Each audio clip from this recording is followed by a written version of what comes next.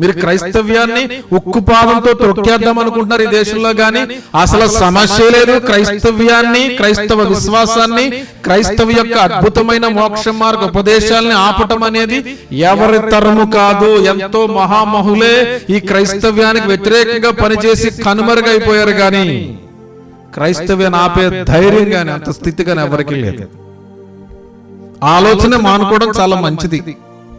ఒకవేళ మీ దేవతలను, మీ విశ్వాసాలను ఎవరైనా కించపరిచి మాట్లాడితే క్రైస్తవుల సేవకులు వారిని పట్టుకోండి, వాళ్ళని నిలదీయండి. కానీ ఎవరో ఒకరి కోసం క్రైస్తవ్యాన్ని విభేదించడం, ఎవరో చేసిన తప్పులకి ఎవరినో పట్టుకుని ఇబ్బంది పెట్టడం అనేది సరైనటువంటి విధానం కాదు.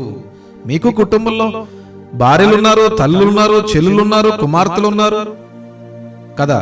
మీరు ఒకసారి ఆలోచించాలి కదా. బైబిల్ ఏం చెప్తుంది తెలుసు? బైబిల్ ఏం చెప్తుంది తెలుసు? మరి చెప్తే మీరు ఫీల్ అవుతారు. మళ్ళీ మరి తలంపులు అలా ఉంటాయంట.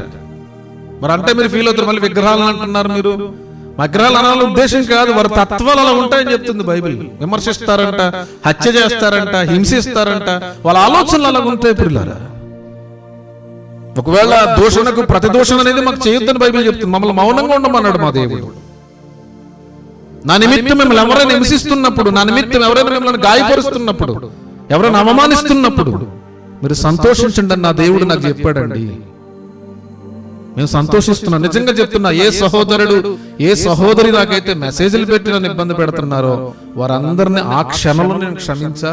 నేను మిమ్మల్ని ప్రేమిస్తున్నాను, మీ కొరకు నేను ప్రార్థిస్తున్నాను. అంతకుమించి నేనేం చెప్పలేను. కానీ అనొకటి మాత్రం మీకు చెప్తాం, మీరు క్రైస్తవ్యాన్ని అణిచివేయాలని ఆలోచన అనేది మీకు మంచిది కాదు. అది మీకు క్షేమము కాదు, అది మీకు ఆశీర్వాదం కూడా కాదు. మీ పని మీరు చేసుకోండి, మీ యొక్క ధర్మాన్ని మీరు గౌరవించుకోండి, మీ ధర్మాన్ని మీరు ప్రకటించుకోండి. నాకు ఈ రాజ్యాంగం ఇచ్చిన హక్కు ఇది. రాజ్యాంగంలో ఉన్నటువంటి హక్కునే మేము సద్వినియోగపరుచుకుంటున్నాం. ఎవడో చెప్తున్నాడు, మన ఈ దేశం అంతా కూడా 99% హిందువులు ఉన్నాం, రాజ్యాంగంతో మాకు పని లేదంటాడు ఒక పనికిమాలినోడు. అక్కడ అసలు భారతదేశంలో ఉండే అర్హత లేదు. అలాంటి పనికిమాలినోడు కనకూడదు. కానీ అలాంటి పనికిమాలిన వాళ్ళకి, రాజ్యాంగం గురించి అవగాహన లేనివాడికి ఖచ్చితంగా ఈ దేశంలో ఉండే హక్కే లేదు అసలు. అది క్రైస్తవుడైనా, హైందవుడైనా, ముస్లిం సహోదరుడైనా ఎవడైనా కానీ జాగ్రత్తగా వినాలి, జాగ్రత్తగా మీరు వినాలి. మాకు దేవుడిచ్చినటువంటి హక్కు వాక్యం ప్రకటించటం. మాకు దేవుడిచ్చిన హక్కు సర్వ సృష్టికి వెళ్ళి మీరు సమస్త సృష్టికి సువార్తను ప్రకటించమని దేవుడు మాకు ఇచ్చిన హక్కు.